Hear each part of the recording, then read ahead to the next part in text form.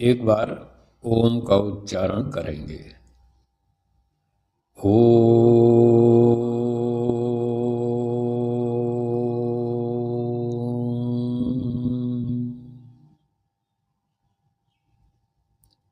उपस्थित सज्जनों एवं माताओं, 7 वाक्य हैं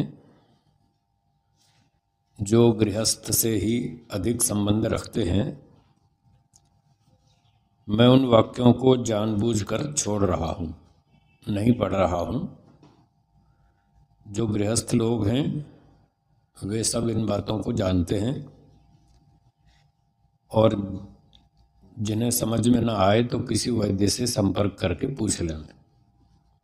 यहाँ सार्वजनिक रूप से इन पर चर्चा करना कुछ ठीक नहीं लग रहा, इसलिए मैं छोड़ रहा हूँ। आगे अगला अनुच्छेद,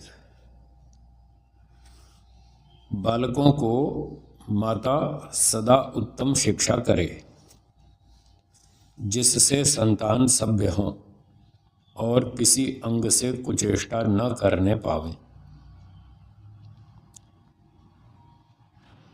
तो बालकों के लिए अगला निर्देश है कि माता सदा उत्तम शिक्षा करे। तो छोटे छोटे बच्चे हैं, 1.5 साल के, 2 साल के, 3 साल के, 4, 5, 6, 7 साल के, इन छोटे छोटे बच्चों को माता सदा अच्छी अच्छी बातें सिखाए।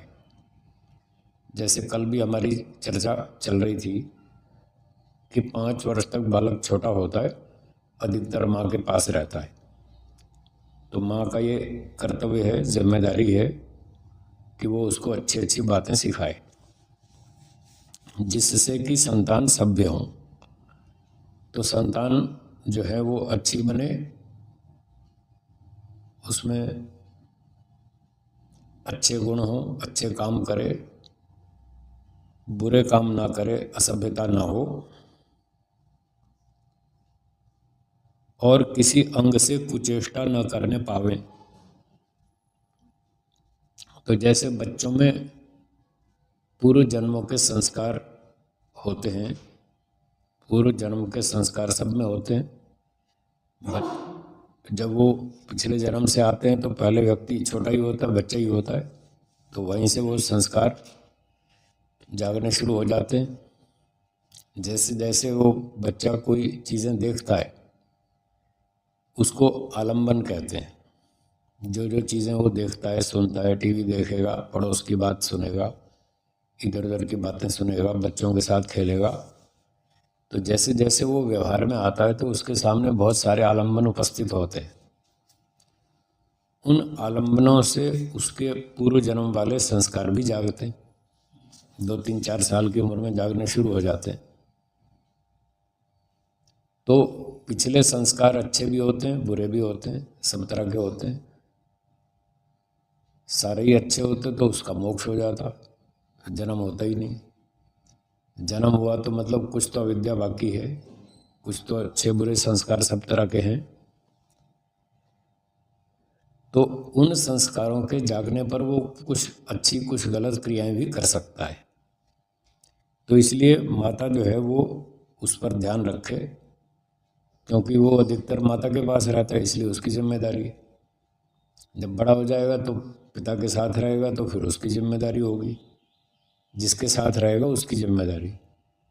तो अभी 5 साल से छोटा है तो माँ की जिम्मेदारी है वो उस पर हमेशा ध्यान रखे, और जब भी ऐसा लगे ये कुछ गलत चेष्टा कर रहा है उसको वहीं रोके और समझाए कि ऐसा काम नहीं करना, ये ठीक नहीं है। तो इस प्रकार से उसको किसी भी अंग से कुचेष्टा न करने दे। कई बार ऐसा देखा जाता है कि कई बच्चों को रात को साथ साथ सुला देते हैं, उसमें लड़के भी होते हैं, लड़कियां भी होती हैं। तो ऐसे लोग इन बातों पर ज़्यादा ध्यान नहीं देते, तो इन पर भी ध्यान देना चाहिए। रात को बच्चे हैं भली, पर वो सारे लड़के लड़की इकट्ठे सुला दिए तो वो भी उचित नहीं है। लड़कों को अलग सुलाएं, लड़कियों को अलग सुलाएं, दोनों को साथ साथ नहीं सुलाएं, वहीं से बच्चे फिर बिगड़ने शुरू हो जाते। तो माता की ये जिम्मेदारी है वो सभ्यता सिखाए और किसी अंग से बच्चे गलतियां ना करें। फिर जैसे जैसे वो 1.5-2 साल के होंगे बोलना शुरू करेंगे, तो बोलने लगें तो क्या करना, जब बोलने लगें तब उसकी माता बालक की जिह्वा जिस प्रकार कोमल होकर स्पष्ट उच्चारण कर सके वैसा उपाय करे कि जो जिस वर्ण का स्थान प्रयत्न अर्थात जैसे प इसका ओष्ठ स्थान है और स्पृष्ट प्रयत्न दोनों होठों को मिलाकर बोलना, ह्रस्व दीर्घ प्लुत अक्षरों को ठीक ठीक बोल सकना। तो बच्चों को बोलना सिखाएं माता पिता। छोटा बच्चा है 1.5-2 साल का, तो माँ के पास ज़्यादा रहता है, तो माँ उसको शुरू करे सिखाना। तो बच्चे जब बोलना शुरू करते हैं तो पहले थोड़ी तोतली भाषा बोलते हैं, वो चाचा नहीं बोल सकते क्योंकि इतना बोलना आता नहीं, कठिन पड़ता है ना, चा बोलना कठिन पड़ता है, तो वो सरल बोलते हैं, ताता बोलते हैं, चाचा को ताता बोलते हैं। और कुछ सरल शब्द होते हैं, दादा है ये सरल है तो दादा बोल सकते हैं, बाबा बोल सकते हैं, नाना बोल सकते हैं, मामा बोल सकते हैं, ये सरल शब्द है तो ये तो बोल देते हैं, लेकिन चाचा बोलना कठिन पड़ता है। तो पहले सरल सरल शब्द सिखाएं जिससे कि उच्चारण ठीक रहे, अशुद्ध ना हो। तो शुरू शुरू में जैसे कई बच्चे तोतला शुरू करते हैं बोलना, तो माता पिता बड़े खुश होते हैं, चलो बोलना शुरू तो किया इसने, कोई बात नहीं, 2-4 दिन बोल ले, फिर उसको धीरे धीरे ठीक बोलना सिखाएं। तो जैसे महर्षि ने उदाहरण दिया है कि प बोलना सिखाएं, तो प इसका स्थान और प्रयत्न, स्थान है होठ ओष्ठ, ये होठ को ओष्ठ कहते हैं, तो होठ से बोलना है, और स्पृष्ट प्रयत्न दोनों होठों को मिला करके छू करके बोलना है, प ऐसे प। हाँ, तो बच्चे को सामने बिठा के उसको बोलना सिखाएं, बोलो प, तो वो सीखेगा, देख करके सुनेगा और बोलना सीख जाएगा प। तो इस तरह से उसको एक एक अक्षर बोलना सिखाएं। स्थान कौन सा है, प्रयत्न कौन सा है, मतलब कहाँ जिह्वा को छूना है, और वो होठ से बोलना है, कंठ से बोलना है, आदि आदि। बस वो बोलेंगे, बच्चा सुनेगा और उसकी नकल करेगा। उसको अभी इतना नहीं सिखा सकते ये कंठ से बोलना है, ये तालू से बोलना है, ये तो वो नहीं समझेगा, पर इतना समझेगा जो हम बोलेंगे उसको वो देखेगा और सुनेगा और फिर उसकी नकल करेगा। तो उसको शुद्ध उच्चारण सिखाएं, शुरू से ही गलत ना सिखाएं। ह्रस्व दीर्घ प्लुत अक्षरों का ठीक ठीक बोल सकना। तो ह्रस्व का अर्थ होता है एक मात्रिक, जिस अक्षर के उच्चारण में एक मात्रा का समय लगे उसको ह्रस्व अक्षर कहते हैं, और जिसमें 2 मात्रा का समय लगे उसको दीर्घ कहते हैं, जिसके उच्चारण में 3 मात्रा का समय लगे उसको प्लुत कहते हैं। तो ह्रस्व दीर्घ प्लुत 3 तरह के अक्षर होते हैं, स्वर होते हैं। इन स्वरों के उच्चारण में इतना इतना समय लगता है, तो वो बच्चे को सिखाना चाहिए कि अ ये ह्रस्व है, आ ये दीर्घ है, ओ ये प्लुत है। तो 1 मात्रा ह्रस्व की, 2 मात्रा दीर्घ की, 3 मात्रा प्लुत की।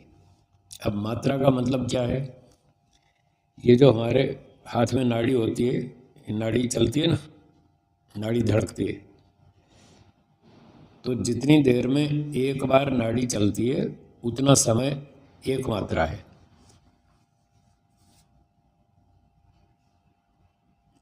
यहाँ उंगली रख के देखेंगे पता चल जाएगा नाड़ी चल रही है ऐसे। तो जितने समय में नाड़ी एक बार चली इतना समय ह्रस्व अक्षर का है।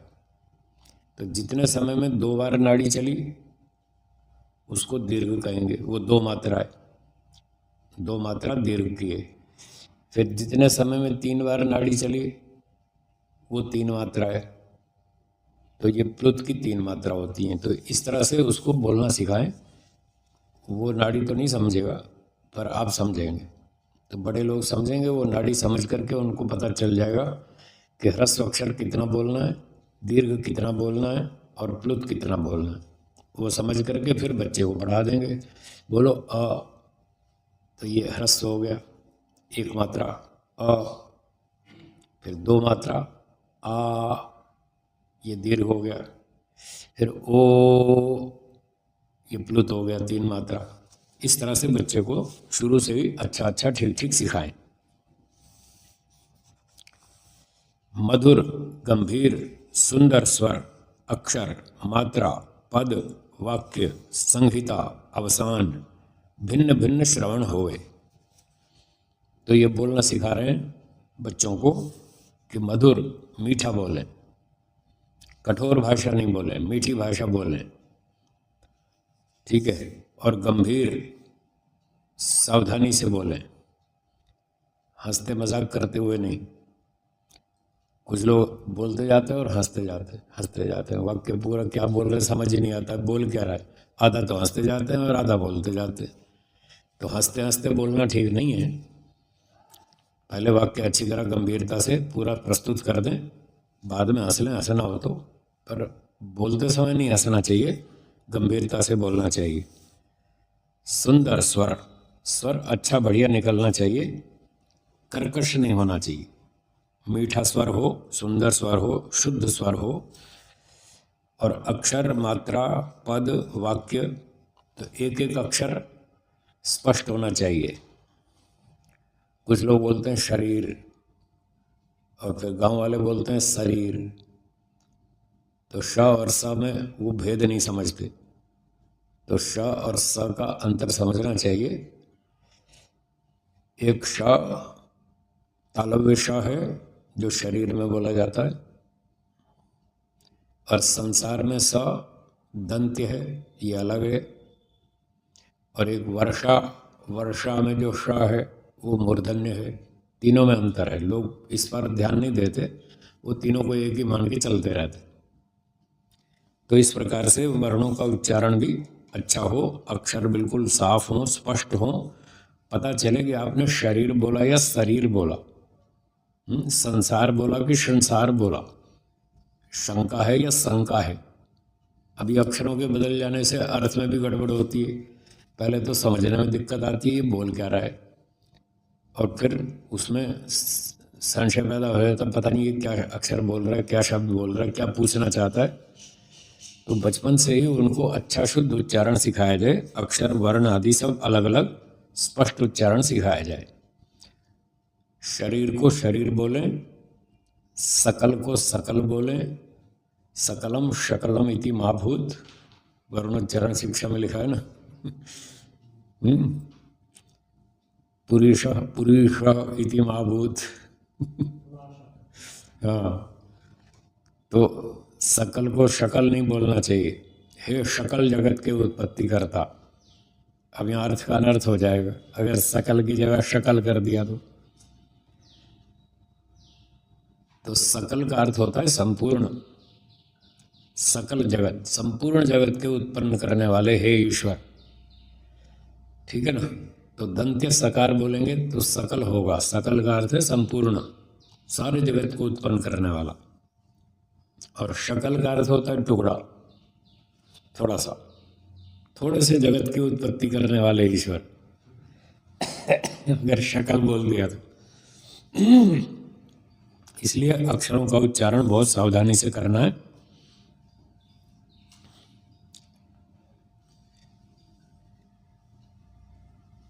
संशय, अब संशय शब्द में स पहले दंत्य है फिर तालव्य है। अब लोगों को बोलने में कठिनाई आती है, कष्ट उठाना चाहते नहीं, आसानी से बोलना चाहते हैं, मेहनत करना नहीं चाहते, वो संशय बोल देंगे, या तो संशय बोल देंगे या संशय बोल देंगे, दोनों ही सकार दंत्य या दोनों ही सकार तालव्य। अब एक वो दंत्य बोलो एक तालव्य बोलो तो कठिन पड़ता है। संशय कठिन है तो क्या हुआ, बोलो, सीखना ही पड़ेगा, शुद्ध उच्चारण करना चाहिए, नहीं तो सामने वाले को भ्रांति होगी, अथवा वो बुरा मानेगा, उसको गुस्सा आएगा कि क्या नालायक आदमी, इसको बोलना नहीं आता, ढंग से नहीं बोल सकता, कैसे बोलता है, इतना बड़ा हो गया अब तक इसको बोलना नहीं आया। तो इसलिए बचपन से ही बच्चों को शुद्ध उच्चारण सिखाना चाहिए। संशय, शरीर, संसार, इस तरह से, सकल, शकल, मात्रा, तो मात्रा, ह्रस्व मात्रा, दीर्घ, प्लुत, जो भी है उसकी मात्रा उस हिसाब से बोलें। और पद, पद का मतलब शब्द, एक एक शब्द अलग अलग स्पष्ट होना चाहिए।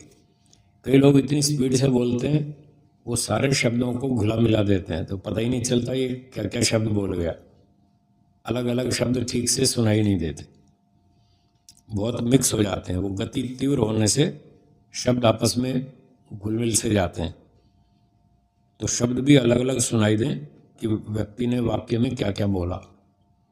और वाक्य भी स्पष्ट होने चाहिए, कहाँ वाक्य में विराम देना है, कहाँ क्या करना है, कहाँ कॉमा देना है, कहाँ पूर्ण विराम देना है, वो भी ध्यान रखना चाहिए। वाक्य भी सारा स्पष्ट होना चाहिए। संहिता, कहाँ किसको किसके साथ जोड़ना, और जैसे दो शब्दों को जोड़ते हैं ना, ऐसा नहीं, ऐसा करना। अब ऐसा नहीं के बाद थोड़ा रुक गया हूँ, तो मतलब ये नहीं शब्द का संबंध ऐसा इसके साथ है, और ऐसा करना ये इसके साथ है। ऐसा करना, इसको यहाँ जोड़ दिया, ऐसा नहीं, तो नहीं को यहाँ जोड़ दिया, बीच में थोड़ा ब्रेक लगा दिया ताकि पता चले भाई ये नहीं शब्द इधर जुड़ेगा कि इधर जुड़ेगा। जैसे वो थानेदार ने बोला था ना, जेलर ने, पकड़ो मत जाने दो, बोला तो ये था पकड़ो मत जाने दो, और सिपाही ने क्या समझा, पकड़ो मत जाने दो, उसने पकड़ा ही नहीं।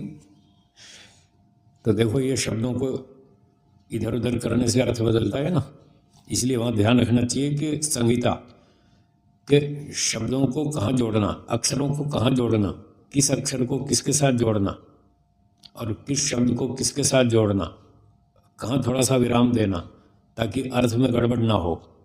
तो ये सारी बातें बचपन से बच्चों को सिखानी चाहिए कि ऐसे बोलना चाहिए, ऐसे यहाँ रुकना चाहिए, ऐसे आगे चलना चाहिए, ऐसे पूरी तरह से रुकना चाहिए, ऐसे थोड़ा सा रुकना चाहिए, अल्प विराम, पूर्ण विराम, इस प्रकार से। और अवसान, अवसान माने वाक्य समाप्त हुआ, तो वाक्य समाप्ति पर जो स्वर होता है वो थोड़ा सा नीचे उतरता है, तो वो एक संकेत है भाई ये वाक्य पूरा हो गया। और अगर सुर ऊंचा रहे तो ऐसा लगता है अभी वाक्य पूरा नहीं हुआ, अभी कुछ और बोलेगा। जब वाक्य पूरा होगा तो सुर नीचे आएगा। तो ये सारी बातें उनको बचपन से सिखानी चाहिए कि इस तरह से बोलो, ठीक है। जैसे वाक्य की समाप्ति पर स्वर नीचे कैसे होता है, मैंने बोला आज शाम को हमारी संस्था में 10 अतिथि आएंगे। अब मेरा अंतिम शब्द क्या था वाक्य में, आएंगे। आएंगे जो शब्द बोला उसका सुर अंत में थोड़ा सा नीचे उतरेगा, बाकी शब्दों की तुलना में थोड़ा नीचे आएगा। आज शाम को हमारी संस्था में 10 अतिथि आएंगे, आएंगे नीचे हो गया ना। और अगर इसको यूँ बोला जाए, आज शाम को हमारी संस्था में 10 अतिथि आएंगे, तो ये थोड़ा खटकता है, लोक व्यवहार में ये जचता नहीं है। ये लोक व्यवहार में लोग ऐसे थोड़ी बोलते। तो जो अंतिम शब्द होता है वाक्य का, वो थोड़ा सुर उसका नीचे उतरता है, तो उससे पता चलता है ये वाक्य खत्म हो गया। तो ये ध्यान यहाँ पर रखना चाहिए। अवसान का मतलब वाक्य समाप्ति। तो ये सारी चीज़ें साफ साफ उसको बोलना सिखाएं। अक्षर अलग अलग बोलो, शब्द अलग अलग बोलो, स्पष्ट बोलो, बहुत स्पीड से मत बोलो, एक दूसरे पे शब्द घुल मिल जाएं, एक दूसरे पे चढ़ जाएं, ऐसा ना हो। सारी बात स्पष्ट होनी चाहिए, कहाँ रुकना है, कहाँ जोड़ना है, कहाँ बोलना है, कहाँ वाक्य पूरा होता है, तो उस वाक्य को उसी स्वर में ख़त्म करना है। तो इस प्रकार से बच्चों को सिखाना चाहिए। जब वह कुछ कुछ बोलने और समझने लगे तब सुंदर वाणी। तो जब कुछ कुछ बोलने समझने लगे, मतलब 2 साल 3 साल का हो जाए, 2.5 3 साल का, थोड़ा थोड़ा अब समझने लग गया, बोलने भी लग गया, ठीक ठीक वाक्य बोलने लग गया वो, तो पहले तो उसको छोटे छोटे शब्द ही सिखाएंगे। नाक है, आँख है, ये कान है, ये हाथ है, ये उंगली है, ये सिर है, ये कंधा है, ये बकरी है, ये घोड़ा है, ये गाय है, ये सेब है, ये बिल्ली है, ऐसे मोटा मोटा सिखाएंगे। फिर धीरे धीरे जब वो थोड़ा ठीक हो जाए बोलने के लिए, 2.5 3 साल का हो जाए, तब उसको सुंदर वाणी और बड़े छोटे मान्य पिता माता राजा विद्वान आदि से भाषण, उनसे वर्तमान और उनके पास बैठने आदि की भी शिक्षा करें, जिससे कहीं उनका अयोग्य व्यवहार न हो के सर्वत्र प्रतिष्ठा हुआ करे।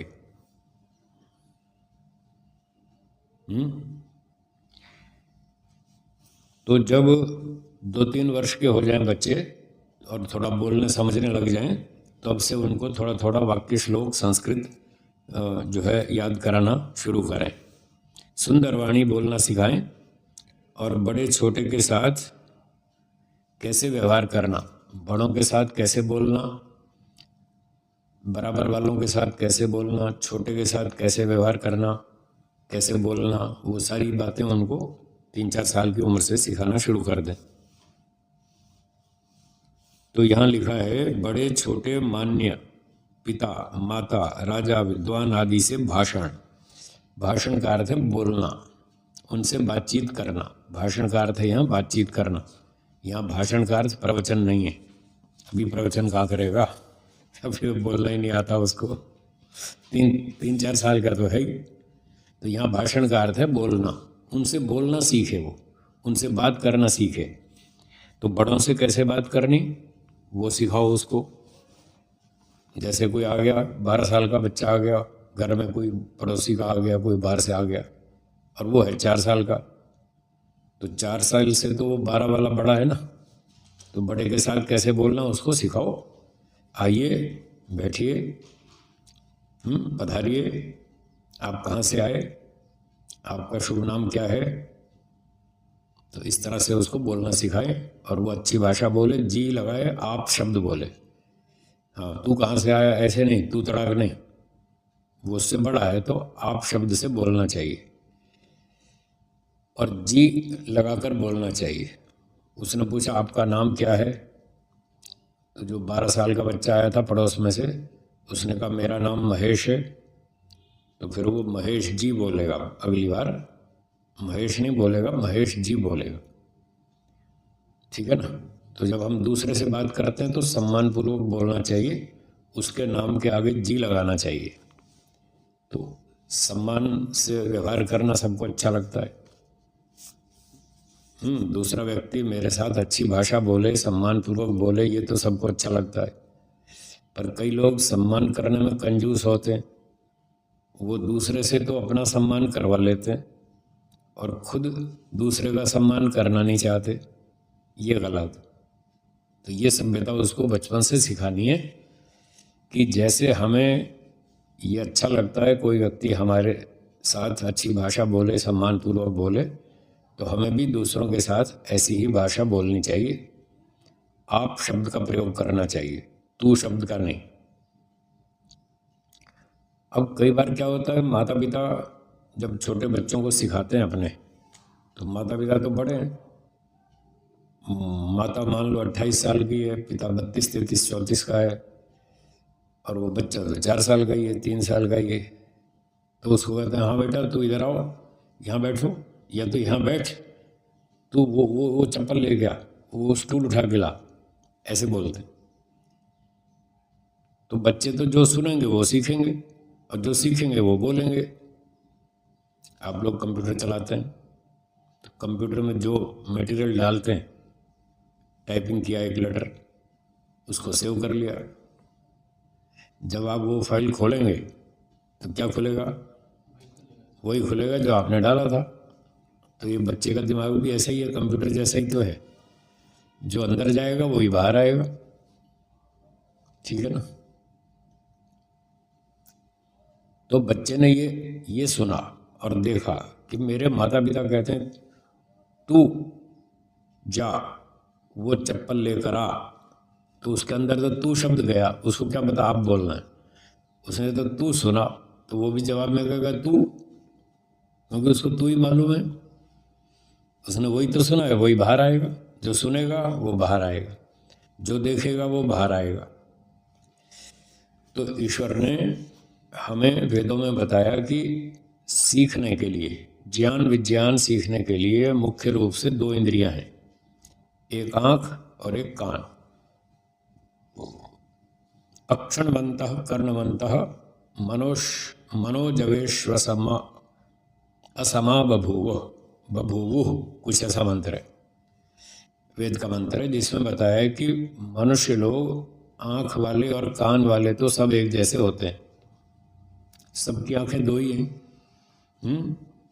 और जिनकी आंखें ठीक हैं उनको चेक करा लो 6/6, डॉक्टर साहब बोलते हैं आपकी आंख फिट है 6/6। और कान भी एक सही है, सुनाई भी सबको वही देता है। हम अ बोलेंगे तो अ सुनाई देगा, क बोलेंगे तो क सुनाई देगा, सबको एक जैसा सुनता है। तो अक्षणवन्तः कर्णवन्तः, आंख और कान वाले तो समान हैं। मनोजवेषु असमा बभूवुः, पर मन की गति में सब अलग अलग है। मन की गतियां सबकी अलग अलग हैं, क्योंकि उनके पिछले जन्म के संस्कार सबके अलग अलग हैं, इसलिए मन की गतियां अलग अलग हो जाती हैं। तो एक कक्षा में एक अध्यापक पढ़ाते हैं विद्यार्थियों को, 50 विद्यार्थी पढ़ते हैं, तो अध्यापक तो एक ही है और एक ही साथ पढ़ा रहे हैं सबको, एक ही कक्षा में पढ़ा रहे हैं, वही शब्द सारे लोग सुन रहे हैं, फिर भी सबकी गति मानसिक अलग अलग होती है। कोई कितना समझता है, कोई कितना समझता है, कोई कम समझता है, कोई अधिक समझता है। तो मन की गतियों में अंतर होता है। आँख कान तो सबके एक बराबर होते हैं। तो बच्चे भी जो आँख से देखेंगे ये सीखने का साधन है, जो कान से सुनेंगे वो सीखने का साधन है। तो जो अंदर जाएगा वही बाहर आएगा। अगर आप बच्चों को ये सिखाना चाहते हैं कि जब बड़े आपके सामने हो तो उनके साथ तू नहीं बोलना, आप शब्द बोलना, तो आपको पहले बच्चों के साथ आप शब्द बोलना पड़ेगा। उसको यही सिखाओ, आप यहाँ आइए, यहाँ बैठिए, जाइए, वो स्टूल उठा कर लाइए, वो चप्पल उठा लाइए। बच्चे के साथ ऐसे बोलना पड़ेगा, 4 साल के बच्चे के साथ, 3 साल के बच्चे के साथ माता पिता को, तब वो सीखेगा हाँ कि आप शब्द बोला जाता है। तो फिर कोई 12 साल का बच्चा आएगा पड़ोस में से, कोई 18 साल का आएगा, कोई 20 साल का आएगा, जो भी आएगा वो सबके साथ यही भाषा बोलेगा। आइए, बैठिए, आप कहाँ से बता रहे, आपका शुभ नाम क्या है, तो ऐसे बोलना पड़ेगा। तो बच्चों को वो चीज़ सिखाओ जो आप उनसे बुलवाना चाहते हैं, और वो तब सीखेगा जब माता पिता आपस में ऐसी भाषा बोलेंगे, क्योंकि बच्चा देख देख के सुन के सीखता है। वो माता पिता की भाषा देखेगा, उनका व्यवहार देखेगा, ये आपस में कैसा बोलते। अगर माता पिता आपस में खराब भाषा बोलते हैं तो बच्चा वो देखता है और वही सीखेगा, फिर वो भी वही बोलेगा। तो फिर माता पिता उसको डांटेंगे, ए तू ऐसे क्यों बोलता है, कहाँ से सीख गया है, आपसे ही तो सीखा, और कहाँ से सीखा, कोई जापान से थोड़ी सीख कर आया है, जो आप बोलते हैं वहीं से सीखा है। अब बताइए, बच्चों का निर्माण करना बहुत कठिन है। कितना कठिन है, माता पिता को बहुत तपस्या करनी पड़ती है। बच्चों का प्रशिक्षण बहुत कठिन काम है। उनको एक सभ्य व्यक्ति बनाना, उसको अच्छी भाषा बोलना सिखाना, उसको आचार विचार अच्छा सिखाना, कोई गलत चीज़ ना सीखे। तो माता पिता को बहुत सावधान रहना पड़ता है, बहुत तपस्या करनी पड़ती है। गृहस्थ आश्रम कोई मौज मस्ती का आश्रम नहीं है, बहुत तपस्या का आश्रम है, बहुत कठिन तपस्या है, हर समय सावधान रहना पड़ता है। तो जैसे बच्चों को सिखाते हैं तो उनको उदाहरण भी देना पड़ता है, देखो जैसे ये कर रहा है, जैसे ये कर रहा है, जैसे महर्षि दयानंद ने किया, जैसे महर्षि पतंजलि ने किया, जैसे भगत सिंह जी ने किया, महाराणा प्रताप ने किया, महारानी लक्ष्मीबाई ने किया, अब उनके उदाहरण देने पड़ते हैं बहुत सारे, तो उनके उदाहरण सुना सुना करके वो उनको सिखाया जाता है।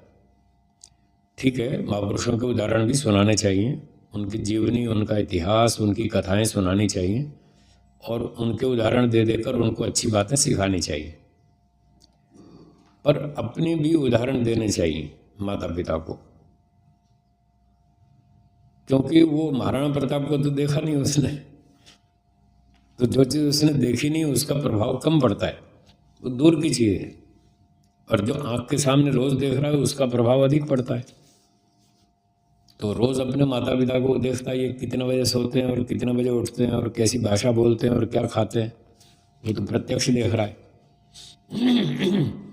तो हमने दर्शन शास्त्र में पढ़ा था कि जितने भी प्रमाण होते हैं, प्रत्यक्ष, अनुमान, उपमान, शब्द आदि, इनमें सबसे अधिक बलवान प्रमाण प्रत्यक्ष प्रमाण होता है, उसका प्रभाव सबसे अधिक होता है।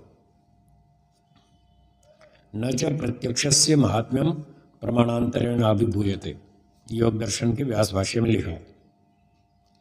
प्रत्यक्ष की जो ताकत है, जो उसकी शक्ति है, वो अन्य किसी प्रमाण से दबाई नहीं जा सकती, इसकी शक्ति सबसे अधिक है, बाकियों की कम है, और बाकी जितने प्रमाण हैं वो प्रत्यक्ष की शक्ति से ही काम करते हैं, सबका आधार प्रत्यक्ष प्रमाण।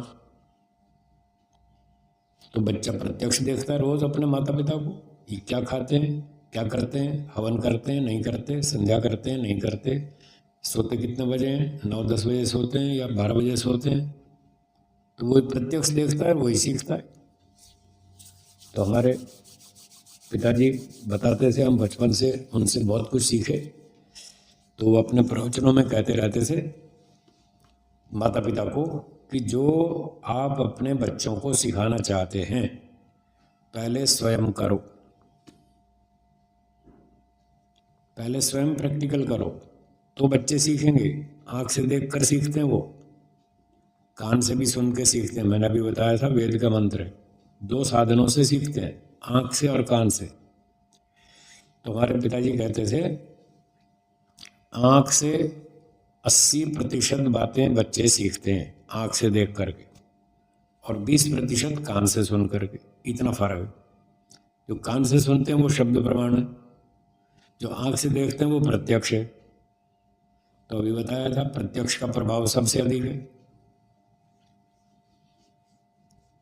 तो जो भी बच्चों को आप सिखाना चाहते हैं उसमें 80% आपके बच्चे आपके जीवन में से प्रैक्टिकल देख करके सीखेंगे, आँख से जो देखते हैं वो सीखेंगे 80%, और 20% सुनी सुनाई बात सीखेंगे कि जब सड़क पर जाओ तो ध्यान से जाना, मोटर गाड़ी से टकराना नहीं, ये सुन के सीख लेंगे।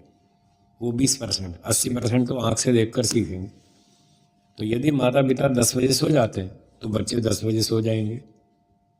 वो आँख से देख रहे हैं कि हमारे माता पिता सो गए तो हमको भी सोना पड़ेगा। फिर वो सुबह जल्दी उठते हैं तो बच्चों को भी उठना पड़ेगा। अब माता पिता उठेंगे 7 बजे सो गए और बच्चों से कहेंगे तुमको 5 बजे उठना है बोलो उठेंगे? कोई भी नहीं उठेगा। वो कहेंगे आप खुद तो 7 बजे उठते हो, हमको कहते हो 5 बजे उठो, क्यों उठेंगे हम? पहले आप उठ के दिखाओ ना, तब हम मानेंगे हाँ 5 बजे उठना चाहिए। तो इसलिए पहले खुद करना पड़ेगा, वो आचरण देख कर ही सीखेंगे।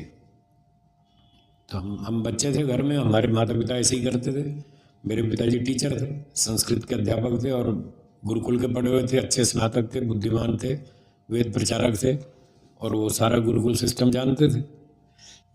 तो उन्होंने कहा बेटा तुम्हें गुरुकुल नहीं भेज रहा हूँ, मैं गुरुकुल उठा के घर में ले आऊँगा।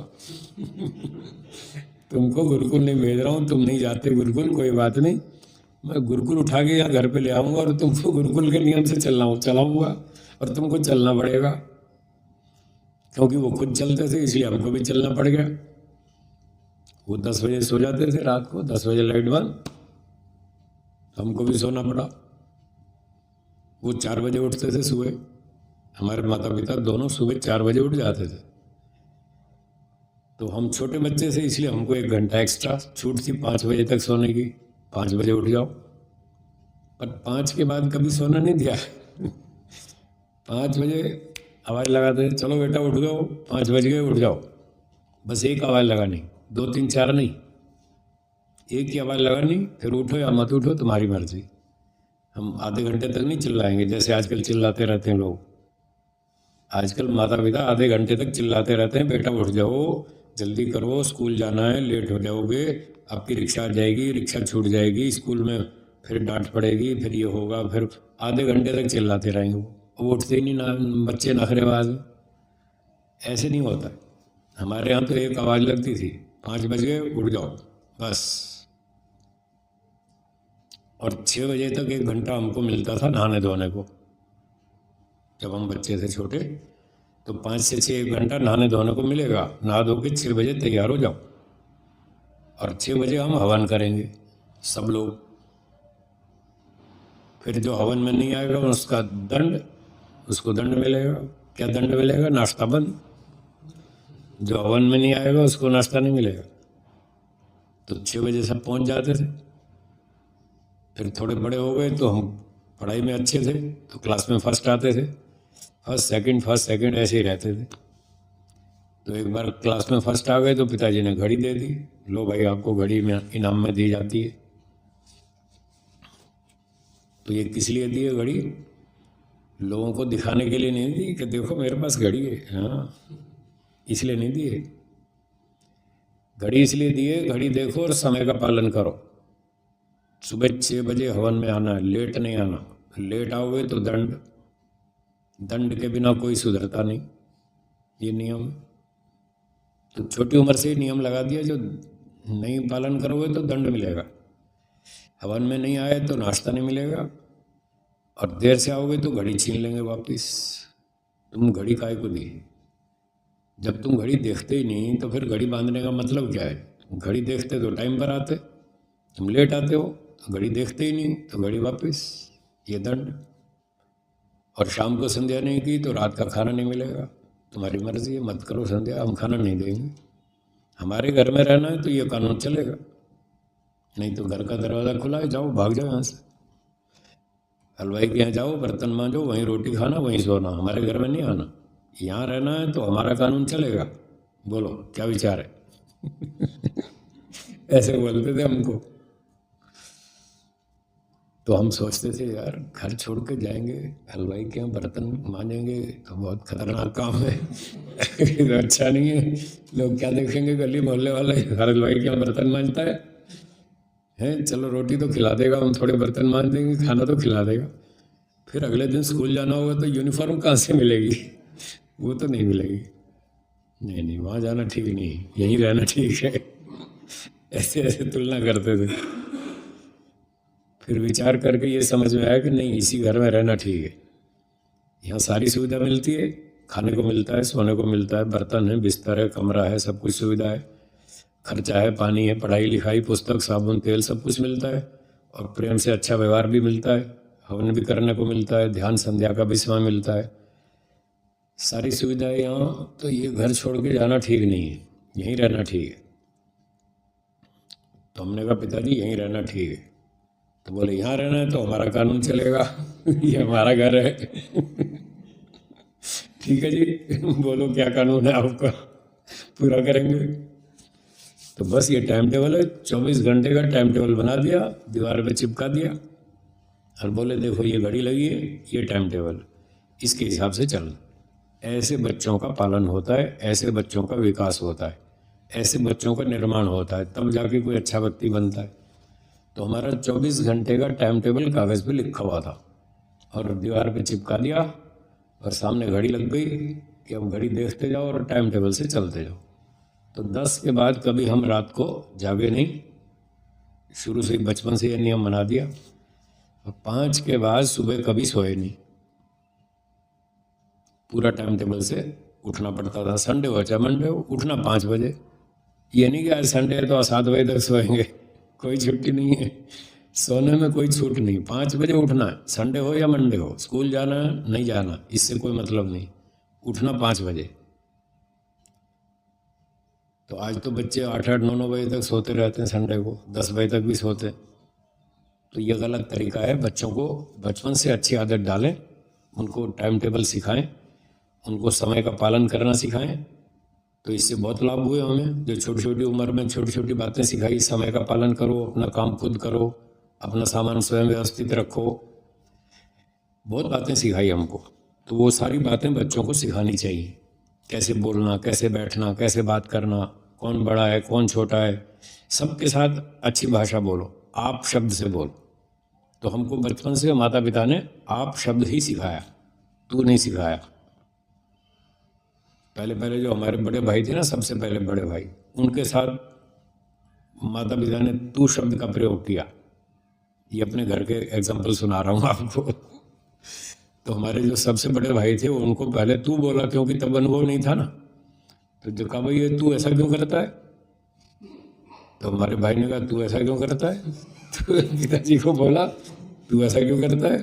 तो उनको बड़ा खटका, यार ये हमको बच्चा हमको बोलता है तू ऐसा क्यों करता है, ये तो गड़बड़ है। तो उनको समझ में आई बात कि इसके साथ जो बोलेंगे ये वही बोलेगा। तो हमें जो सिखाना है हमको भी वही बोलना पड़ेगा। तो उन्होंने पहले प्रयोग में ये सीखा। फिर जो दूसरा बेटा हुआ उनसे छोटा, तो दूसरे भाई के साथ फिर उन्होंने शुरू से ही आप शब्द बोला, वो उसने भी आप बोला। तो उनको बात पूरी क्लियर हो गई कि जो सिखाना है पहले खुद पालन करो। तो इसलिए वो खुद जल्दी सोते थे, हमको जल्दी सुलाया, वो खुद जल्दी उठते थे, हमको जल्दी उठाया। खुद रोज़ हवन करते थे, इसलिए हम पर हवन लागू कर दिया और हमको भी करना पड़ा। हम बच के भाग नहीं सकते थे, भाई इस घर का कानून है, यहाँ रहना है तो पालन करना पड़ेगा। तो शाम को 7 बजे के आसपास सब लोग संध्या करते थे, सुबह 6 बजे हवन करते थे। तो शाम को 7 बजे सब आ जाते थे घर पे, कोई कहीं जाए काम से, 7 बजे घर आना है सबको, इकट्ठे बैठ के संध्या करेंगे। फिर शाम को संध्या करते सब लोग, उसके बाद खाना तैयार होता था, फिर खाना खाते, फिर और काम करते, 10 बजे सो जाते थे। तो ऐसे माता पिता को खुद पहले पालन करना होगा, खुद अच्छी भाषा बोलें, साफ बोलें, शुद्ध बोलें, और फिर वही बच्चों को सिखाएं। तो बड़ों के साथ छोटों के साथ कैसी भाषा बोलनी, कैसा व्यवहार करना, मान्य अर्थात सम्मानपूर्वक बोलना, अच्छी भाषा बोलना। फिर पिता माता के साथ कैसे बोलना, राजा कोई बड़ा अधिकारी हो, पुराने समय में राजा होते थे, आजकल कोई मंत्री मिनिस्टर होते हैं, कोई बड़े अधिकारी होते हैं, कोई डीएसपी साहब हैं, कोई कलेक्टर साहब हैं, कोई और अधिकारी हैं, क्लास 1 ऑफिसर हैं। तो जो भी अच्छे अच्छे विद्वान राजा बुद्धिमान होते हैं, उनके साथ और विद्वानों के साथ घर में कई सत्संग करने के लिए विद्वान भी आते हैं, आर्य समाज में आते हैं विद्वान लोग, तो उनसे भी बच्चों का मिलना जुलना होता है। तो सब लोगों के साथ बच्चों को कैसे बात करनी, वो सारा बच्चों को सिखाना चाहिए और उनको परिचय कराना चाहिए। देखो ये बड़े विद्वान हैं, ये सन्यासी हैं, बहुत अच्छे बुद्धिमान हैं, बहुत परोपकारी हैं, और ये बड़ा अच्छा काम करते हैं देश के लिए, धर्म के लिए। आप इनसे बातचीत करो और इनसे कुछ सीखो, तो वो फिर उसको अच्छी अच्छी बात सिखाएंगे। पहले बच्चों का थोड़ा उनसे परिचय कराना पड़ता है, कराना भी चाहिए, तभी तो उसको पता चलेगा ये कौन आदमी है, मुझे क्या सिखा सकता है। यूँ भी हम किसी का प्रवचन कराते हैं मंच पे, तो उसका परिचय बताते हैं ना, ये कौन है, ये दिल्ली यूनिवर्सिटी के प्रोफेसर हैं, इस डिपार्टमेंट में एचओडी हैं। तो परिचय से क्या होता है कि श्रोताओं को थोड़ा दिमाग बनता है कि अच्छा इतने विद्वान हैं, इतने ऊंचे पद पर हैं, इतने अच्छे अनुभवी हैं, तो इनकी बात ध्यान से सुननी चाहिए। तो परिचय देना बहुत आवश्यक है, उसी से प्रभाव पड़ता है कि हम किससे बात करने जा रहे हैं या किसकी बात सुनने जा रहे हैं। परिचय अच्छे ढंग से, प्रभावशाली ढंग से देना चाहिए। एक अपने आर्य समाज के अच्छे विद्वान थे स्वामी दीक्षानंद जी, आपने नाम सुना होगा, शायद मिले भी होंगे, नहीं मिले नहीं। तो वो अच्छे विद्वान थे, बड़ा अच्छा प्रभावशाली बोलते थे, उनकी लिखाई बहुत अच्छी थी, हैंड राइटिंग बहुत सुंदर लिखते थे। तो देश विदेश में खूब प्रचार करते थे। एक दिन वो अपनी घटना सुना रहे थे स्वामी दीक्षानंद जी कि मैं यहाँ कोसी कलां चला गया। कोसी कलां उत्तर प्रदेश में है, वहाँ गाजियाबाद मथुरा के आसपास कहीं है। तो वहाँ कोसी कलां में चला गया, तो वहाँ के जो मंत्री थे वो शायद स्वामी जी से कम परिचित थे, ज़्यादा परिचित नहीं थे, उनको पता नहीं था कि ये इतने अच्छे विद्वान हैं, ऊँचे विद्वान हैं, अंतर्राष्ट्रीय प्रवक्ता है। तो जब स्वामी जी वहाँ पहुँचे तो उन्होंने रात्रि को प्रवचन रख लिया, कुछ श्रोता बुला लिए। अब मंत्री बेचारा खुद ही नहीं जानता था ये सब स्वामी जी कितने विद्वान हैं, तो उसने क्या बोला, स्वामी जी का परिचय, भाइयों और बहनों, आज हमारे आर्य समाज में एक सन्यासी आए हैं, तो ये आपसे कुछ अपनी बात कहना चाहते हैं, जरा इनकी भी सुन लो। ये परिचय दिया, जरा इनकी भी सुन लो कि क्या कहना चाहते हैं। अब बताओ श्रोताओं का दिमाग क्या बनेगा। वो ये सोचे कोई ऐसे ही चलता फिरता आ गया भिखारी जैसा, कुछ कहता हो मांगता होगा, तो जरा इनकी भी सुन लो क्या मांग रहे। तो ये स्वामी जी ने अपनी आप बीती घटना सुनाई। तो इससे पता चलता है ना कि भाई जब हम किसी से बात करते हैं या किसी की बात सुनते हैं तो उसका परिचय कम से कम ठीक से देना चाहिए, तो श्रोता उसी ढंग से उसकी बात सुनता है। तो ऐसे ही बच्चों को विद्वानों से जब परिचय कराएं तो अच्छी तरह से परिचय कराएं। ये चंडीगढ़ के हैं और चंडीगढ़ यूनिवर्सिटी में प्रोफेसर हैं और बड़े अच्छे विद्वान हैं, बहुत अच्छा प्रचार करते हैं, बहुत अच्छी बातें सिखाते हैं, बच्चों को तो खास बढ़िया सिखाते हैं। तो अब आपके सामने हैं तो आप इनसे अच्छी तरह से बात करो और कुछ सीखो। तो इस प्रकार से उनको बोलना बच्चों को सिखाना चाहिए। उनसे वर्तमान, यहाँ जो वर्तमान शब्द है इसका अर्थ है व्यवहार। बच्चों को उन विद्वानों के साथ कैसा व्यवहार करना, वो व्यवहार सिखाएं कि बोलें कैसे, उनको बिठाएं कैसे, उनके लिए पानी लेकर आएं, उनके लिए कुछ खाना पीने का सामान लेकर आएं, किस तरह से लाएं, कैसे प्लेट पकड़ें, ट्रे में रख कर के लाएं, पानी लाएं तो कैसे ग्लास ऊपर से पकड़ें या नीचे से पकड़ें या ढक्कन लगा के लाएं या कैसे लाएं, वो सारी बात उनको सिखाओ बच्चों को। कैसे अभ्यागत का, अतिथि का स्वीकार सत्कार किया जाता है, सम्मान किया जाता है, कैसे उसको भोजन दिया जाता है, ये सारा व्यवहार उनको सिखाएं। तो यहाँ वर्तमान शब्द का अर्थ है व्यवहार। तो उनसे व्यवहार और उनके पास बैठने आदि की शिक्षा भी करें। तो उनको बताएं यहाँ कैसे बैठना है। एक बच्चा बैठ गया सामने, विद्वान सामने बैठे हैं मंच पर या कोई सोफे के ऊपर, सामने छोटी कुर्सी है उस पर बच्चे को बिठा दिया। अब वो बैठ गया और विद्वान उसको कुछ बात सिखा रहा है, बता रहा है, तो बच्चा जो यूँ टांग हिलाने लगा है, या पड़ोस में एक खिलौना था उसको छेड़ने लगा। तो उसको ये सिखाना है कि जब बात कर रहे हो तब टांग नहीं हिलाना, तब खिलौने से नहीं खेलना, तब पूरा ध्यान उधर रखना है। जो वक्ता बोल रहा है, विद्वान बोल रहा है, पूरा ध्यान उसकी तरफ रखो, उस समय दूसरा काम नहीं करना, सब बंद। तो इस तरह से उसको बैठना उठना, उनके पास कैसे बैठना, कैसे बात करना, कैसे व्यवहार करना, ये सारी शिक्षा करें, माता पिता बच्चों को सिखाएं, जिससे कहीं उनको अयोग्य व्यवहार न होके सर्वत्र प्रतिष्ठा हुआ करे। तो कहीं भी अयोग्य व्यवहार ना हो, ये बच्चों को बचपन से सिखाओ, माता पिता सिखाते ही नहीं। मैं कई घरों में जाता हूँ प्रचार के लिए, सत्संग भोजन प्रवचन के लिए जाता रहता हूँ। तो जब मैं घर में जाता हूँ तो माता पिता बच्चे को कहते हैं, बेटा गुरुजी आए इनको नमस्ते करो। वो नमस्ते नहीं करते, क्योंकि सिखाया नहीं उनको। आज कोई विद्वान आया तो अब आप उसको सिखा रहे हैं उसके सामने कि इनको नमस्ते करो। अरे पहले सिखाना चाहिए था, आपने अब तक सिखाया नहीं। तो जब कोई विद्वान आता है तो वो बच्चे नमस्ते नहीं करते। पर मुझे भी नमस्ते करवानी आती है। मैंने कोई कच्ची गोलियां थोड़ी खेली है, मैं भी पक्का आदमी हूँ। तो मेरे पास ये थैला रहता है, तो मैं इस थैले में कभी छोटी मोटी चॉकलेट रखता हूँ, कभी संतरा, कभी अंगूर, कभी कुछ जो भी फल होता है, सेब केला आदि, तो कुछ रखता हूँ इसमें। जब जाता हूँ बच्चों के परिवारों में तो वहाँ से केला निकाल के लेता हूँ, लो बेटा लो, आपके लिए केला लाया हूँ। तो बच्चा केला देखता है, फटाफट खुश हो जाता है और वो आता है दौड़ के। फिर मैं कहता हूँ पहले नमस्ते करो फिर केला दूंगा। वो फट नमस्ते करता है, तुरंत नमस्ते करता है, मैं उसको केला दे देता हूँ। तो ऐसे ऐसे उनको सिखाना पड़ता है। तो ये माता पिता का काम है, वो पहले से बच्चों को सिखाएं कि जब कोई अतिथि आए, कोई विद्वान आए, कोई गेस्ट आए, कोई बड़ा व्यक्ति आए तो सबसे पहले नमस्ते करो। इस प्रकार से उनका व्यवहार कहीं भी गड़बड़ ना हो, अच्छा व्यवहार हो और सब जगह प्रतिष्ठा हुआ करे। इसलिए सब बच्चों को अच्छी अच्छी बात माता पिता सिखाएं। जैसे संतान जितेंद्रिय, विद्या प्रिय और सत्संग में रुचि करें, वैसा प्रयत्न करते रहें। तो जिस तरीके से भी संतानों को जितेंद्रिय बनाया जाए, उनको मन इंद्रियों पर संयम सिखाया जाए।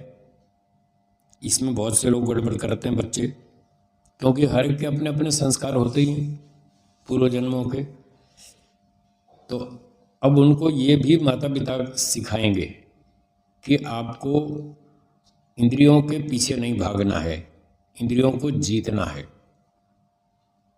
जैसे उदाहरण के लिए घरों में माता पिता भोजन बनाते हैं, तो कोई सब्जी बनाई, अब बच्चे को खिलाई, लो बेटा खाओ। अब वो कहता नहीं नहीं मैं तो नहीं खाता, मुझे अच्छी नहीं लगती, ऐसे नाक चिढ़ाता है, मुझे अच्छी नहीं लगती। अरे तुम्हें अच्छी नहीं लगती, ये भगवान ने भैंस के लिए बनाई है ये गधों के लिए बनाई है, ये मनुष्यों के लिए बनाई है। अच्छी नहीं लगती क्या मतलब है? अच्छी नहीं लगती, खानी पड़ेगी। हमको स्वाद के लिए नहीं खाना है, स्वास्थ्य के लिए खाना है, हेल्थ की रक्षा के लिए खाना है, सब खाना पड़ेगा। अब प्राय हम देखते हैं घरों में बच्चे आलू तो बहुत खुश होकर खाते हैं ना, सब घरों में सब बच्चे आलू सब खुश होकर खाते, और माँ ने बना दिए टिंडे तो नाक चिढ़ाएंगे, ये नहीं खाना। गाजर बनाई, गाजर अच्छी नहीं। शलगम बनाया, नहीं नहीं शलगम कोई खाने की चीज़, मैं नहीं खाता, कोई और सब्जी बनाओ। ऐसे नखरे करते हैं। तो नखरे नहीं करने, उनको सभ्यता सिखानी है, सब कुछ खाना पड़ेगा, वही नियम। ये हमारा घर है, तुम्हें यहाँ रहना है कि नहीं रहना है यहाँ हमारा घर, हमारा कानून चलता है। जो बनाएगा सब खाना पड़ेगा, ये ईश्वर ने बनाया है, हमारे लिए बनाया है। हर सब्जी में, हर दाल में, हर वस्तु में, भोजन में अलग अलग गुण होते हैं, और वो सारे हमको चाहिए। इसलिए सब खाना है, बारी बारी से बदल बदल के सब चीज़ खाएंगे। बैंगन खाएंगे, शलगम खाएंगे, तोरी खाएंगे, टिंडा खाएंगे, करेला खाएंगे, आलू भी खाएंगे, भुर्ता भी खाएंगे, मटर पनीर भी खाएंगे, सब खाएंगे। जो अच्छा लगता है वो भी खाएंगे, जो नहीं लगता वो भी खाएंगे। वो स्वास्थ्य के लिए खाना है। ऐसे बच्चों को जितेंद्रिय बनाना। एक दिन मेरी माताजी ने टिंडे की सब्जी बनाई, मैं बच्चा ही था, बचपन की बात सुना रहा हूँ। मेरी भी एक घटना है, और एक मेरे स्कूल का मेरा विद्यार्थी साथ में पढ़ता था, उसकी भी ऐसी ही घटना है। उसकी भी टिंडे वाली घटना है, मेरी भी टिंडे वाली। तो मैं अपनी पहले घटना सुनाता हूँ। तो एक दिन माताजी ने टिंडे की सब्जी बनाई, मुझे टिंडे कम अच्छे लगते थे। तो दोपहर का टाइम, मैंने कहा माताजी भूख लगी है, भोजन दे दो। माताजी ने कहा। तो हम गए रसोई में, तो उन्होंने टिंडे की सब्जी रख दी और रोटी रख दी, खा लो, थोड़ी दही रख दी। तो मैंने देखा है तो टिंडे की सब्जी, मैंने कहा माताजी ये तो अच्छी नहीं लगती मुझे कोई और बना दो। बोली ये मेरा घर है, यहाँ मेरी चलती है, तेरी नहीं चलती। मेरी मर्जी में 4 सब्जी बनाऊँ, मेरी मर्जी में 1 बनाऊँ, 2 बनाऊँ, मेरी मर्जी चलती है, यहाँ तुम्हारी नहीं चलेगी। आज टिंडे बने और दही, खाना हो तो खा लो, नहीं तो तुम्हारी इच्छा है। तो मुझे अच्छे नहीं लगते थे टिंडे, मैं उठ के चला गया, मैंने छोड़ दिया खाना। फिर 1 घंटे बाद बहुत ज़ोर से भूख लगी अब बच्चे हैं तो भूख तो लगेगी ना, बूढ़ा आदमी तो चला भी ले, बच्चे थोड़ी रुक सकते हैं, उनको तो तेज़ भूख लगती है। तो 1 घंटे बाद जब ज़ोर से भूख लगी तो मैं फिर गया, मैंने कहा माता जी भूख लगी है ज़ोर से। तो बोले खा ले, मैंने कब मना किया, रोटी रखी है खा ले। फिर मैंने पूछा सब्जी, बोले सब्जी तो वही है टिंडे की मैं नहीं बनाऊंगी दूसरी सब्जी, मेरी मर्जी होगी तो बनाऊंगी, नहीं तो नहीं बनाऊंगी, यही खानी पड़ेगी आज तो। अब मुझे ज़ोर से भूख लगी थी, तो मैंने कहा ठीक है चलो जो भी है दो फिर मैंने टिंडे की सब्जी खाई, दही खाई और रोटी खाई, तो बहुत अच्छी लगी। जब तेज़ भूख लगी ना, वही टिंडे की अच्छी जो मैं नखरे करता था, अब मुझे बहुत अच्छी लगी। तो वास्तव में जब भूख तेज़ लगती है ना, तो भोजन अच्छा लगता है। अब बच्चों को भूख तो लगती नहीं, वो हर एक आध घंटे बाद कुछ ना कुछ माता पिता खिलाते ही रहते हैं, कभी 1 घंटे में कभी 2 घंटे में कुछ ना कुछ खिलाते रहते हैं। तो भोजन के समय भूख लगती नहीं बच्चों को, इसलिए वो नखरे करते हैं, मैं शलगम नहीं खाऊंगा, मैं गाजर नहीं खाऊंगा, मैं टिंडा नहीं खाऊंगा, मैं फलाना नहीं खाऊंगा। और जब उनको मत खिलाओ, जब 2 3 4 घंटे बाद तेज भूख लगेगी, अपने आप खाएंगे, सब कुछ खाएंगे। तो मैंने टिंडे खाए उस दिन, बहुत खुश होकर खाए। उस दिन से मेरा दिमाग ठीक हो गया। फिर समझ में आ गया कि खराबी टिंडे में नहीं है, खराबी यहाँ पर है। इसको ठीक करो। तो उस दिन से मैंने इसको ठीक कर लिया। फिर उस दिन के बाद कभी नखरे नहीं किए। फिर गाजर बने, शलगम बने, टिंडा बने, बैंगन बने, भुर्ता बने, जो भी बने सब खाता हूँ, खुश होकर खाता हूँ। वो दिन और आज का दिन आज तक कभी नखरे नहीं किए। और फिर जब सन्यासी हो गए, ब्रह्मचारी हो गए, फिर तो नखरे वैसे ही कहाँ रहते, घर छूटने के बाद तो कहाँ नखरे होते हैं। तो जब गुरुकुल चले गए तब गुरुजी ने कहा, बेटा यहाँ आपको भिक्षार्थी बन के रहना है, देख लो यहाँ आपके नखरे नहीं चलेंगे, नखरे घर में होते हैं, यहाँ तो भिक्षुक बन के चलते हैं, भिक्षुक में फरमाइश नहीं होती, वहाँ तो भिक्षा होती, जो मिल गया चुपचाप खा लो। मैंने कहा ठीक है गुरुजी, समझ में आ गया। जो कोई ऊक चूक थोड़े बहुत नखरे थे घर में वो भी छूट गए, तो जो मिल गया तो खा लिया, भिक्षाम दे ही। तो ब्रह्मचारी तो वैसे ही गुरुकुल में भिक्षा मांग के आता है ना, तो भिक्षा में फरमाइश थोड़ी होती है। वो गया रोटी लेने, ठीक है, भिक्षा मांगने का, रोटी मिली, सब्जी मिली, तो वहाँ ये थोड़ी कहेगा नहीं नहीं आज तो मेरा बर्थडे है, आज तो हलवा बनाओ। भिक्षा में ऐसे थोड़ी होता है। वहाँ तो जो मिल गया ठीक है, अपना ले जाओ और खाओ, खुश होके खाओ। तो ऐसे बच्चों को बचपन से सिखाना चाहिए कि सब चीज़ खानी, कोई नखरे नहीं चलेंगे, आलू हो, बैंगन हो, गाजर हो, टिंडा हो, सब खाना। तो इस तरह से बच्चों को सिखाया जाए और उनको जितेंद्रिय बनाया जाए, इंद्रियों पर संयम सिखाया जाए बचपन से। देखो कितने अच्छे बच्चे बनेंगे, इतने अच्छे नागरिक बनेंगे देश के, किसी को परेशान नहीं करेंगे, किसी को तंग नहीं करेंगे। तो माता पिता क्या क्या सिखाएं, जितेंद्रिय, जैसे संतान जितेंद्रिय हो उस तरह से उनको शिक्षा देवें। और विद्या प्रिय, और विद्या में रुचि हो, उनको अच्छी अच्छी बात सिखाते जाएं, उनको अच्छी लगे, समझ में आए, उनकी रुचि बढ़े कि हाँ ये अच्छी बात है, सीखनी चाहिए, इससे बहुत अच्छा लगा, सुख मिला और मेरी बुद्धि का विकास हुआ। और जब मैंने लोगों से अच्छे अच्छे व्यवहार किए तो लोगों ने मुझे अच्छा आशीर्वाद दिया, मेरी प्रशंसा भी की। तो इस तरह से उसको विद्या में रुचि बढ़ानी चाहिए, सत्संग में रुचि करें, वैसा प्रयत्न करते रहें। तो विद्या और सत्संग में उनकी रुचि बढ़ाएं, इस प्रकार से माता पिता प्रयत्न करें। उपस्थेंद्रिय से स्पर्श और मर्दन से वीर्य की क्षीणता, नपुंसकता होती है और हस्त में दुर्गंध भी होता है, इससे उसका स्पर्श ना करें। मूत्रेंद्रिय को उपस्थ कहते हैं। तो मूत्रेंद्रिय का स्पर्श ना करें। कई बार बच्चे छूने लगते हैं तो माता पिता उनको समझा दें ना, इसको नहीं छूना, और अपना दूसरी ओर उसका मन लगा दें, दूसरे काम में मन लगा दें, तो वो बच्चा भूल जाएगा और उस तरफ उसका ध्यान नहीं जाएगा। इस तरह से जैसे जैसे बड़ा होता जाए तो जब समझदार हो जाएगा तब फिर उसको और बातें भी ब्रह्मचर्य से संबंधित बताई जाएंगी। सदा सत्य भाषण, शौर्य, धैर्य, प्रसन्न वदन आदि गुणों की प्राप्ति जिस प्रकार हो ऐसा करावें। तो माता पिता बच्चों को सत्य भाषण, सत्य बोलना सिखाएं, सच बोलना है, झूठ नहीं बोलना। तो घटनाएं बहुत हैं हमारे बचपन की जो हमने घर में सीखा माता पिता से, ये सारी बातें हमने सीखी और उन्होंने हमको सिखाई। क्योंकि बताया ना, वो गुरुकुल के पढ़े हुए थे और वो सब जानते थे कि बच्चों का निर्माण कैसे किया जाता है, तो सारी बातें उन्होंने हमको सिखाई। तो एक बार मैं, घर में 4 भाई थे हम, मैं सबसे छोटा था। तो जब सामान लेने जाते थे, महीने भर का सामान, शॉपिंग, साबुन, तेल, ये वो, दालें वाले, तो मैं छोटा था तो मेरी ड्यूटी लगती थी, माता जी के साथ जाता था। तो महीने भर का सारा सामान इकट्ठा ले आते थे एक बार, ताकि बार बार नहीं जाना पड़े। तो एक बार हम सामान खरीदने गए, जिस दुकान से लाते थे वो हर समाजी थे, सज्जन, और वो साप्ताहिक सत्संग में आते थे, हमारे परिचित थे, हम हर बार उन्हीं से लाते थे।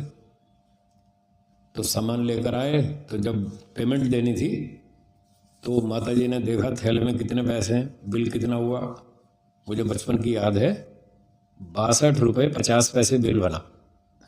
62 रुपये 50 पैसे, उसमें साबुन तेल दालें सब आ गया। ये बचपन की बात है, बहुत सस्ता ज़माना था। तो माता जी ने पेमेंट की तो थैला देखा तो उसमें 62 रुपये निकले, 50 पैसे कम रहे। तो कहा, शिवदयाल जी उनका नाम था, शिवदयाल जी बोले मैं अभी घर जाती हूँ और इस बच्चे के हाथ 50 पैसे भेजती हूँ आपको, आपके 50 पैसे मेरे पास कम हैं, मैं अभी तत्काल भेजती हूँ घर जाके। तो शिवदयाल जी ने कहा आप इतनी जल्दी क्या है, फिर आ जाएंगे, कोई आप तो हमारे परिचित ही हैं, हर हफ्ते तो आते ही हैं आर्य समाज में, तो आ जाएंगे, आप ऐसी जल्दी ना करें।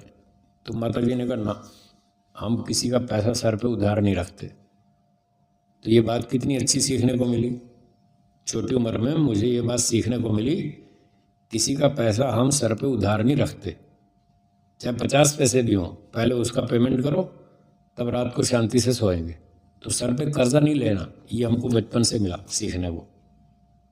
और आज तो लोग होम लोन हैं, car loan, education loan, TV loan, फलाना लोन, हर चीज़ लोन पे लेते हैं, फिर टेंशन में मरते रहते हैं, फिर लोन चुका नहीं पाते, फिर कहते हैं मैं सुसाइड करूँगा। तो ये लोन लेना अच्छा नहीं है, वेद में मना है, उधार नहीं लेना चाहिए। जो लोन लेता है उसको रात को नींद नहीं आती।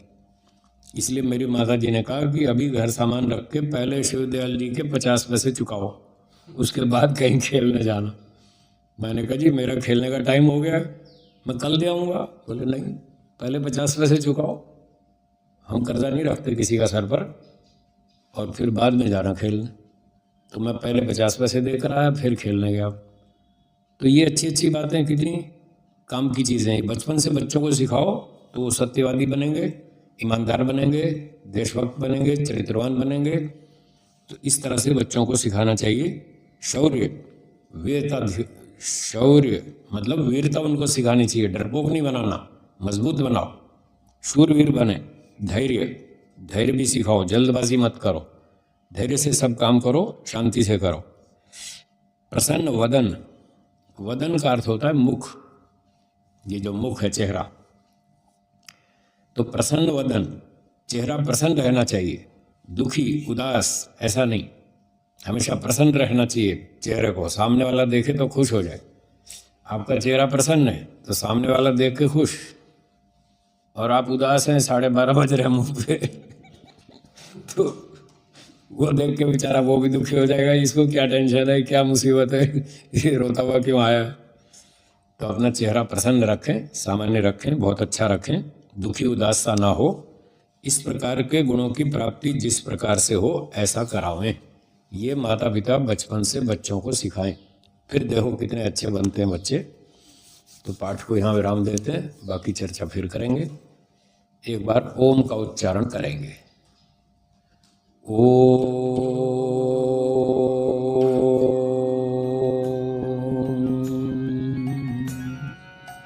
सर्वेभ्यो नमः।